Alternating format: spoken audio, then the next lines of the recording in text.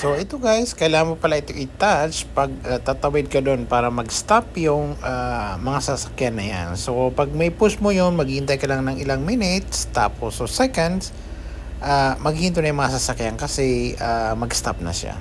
Hello guys, nagwo-walking tayo. Tapos may nakita ko din sa cellphone sa inupuan ko. So hindi ako sure kung, ayan oh, medyo madilim eh, kung bubuksan ba natin. Kung walang kukuha ng mga few minutes, buksan natin, baka tawagan natin yung may-ari. Kung tatawagan ay pick up natin. So maghintay muna tayo dito ng mga ilang minutes. Kung may tatawag i-pick up natin para makuha niya. So actually nagpahinga ako dito kasi medyo malayo-layo nilakad ko. Siguro mga 10 minutes siguro.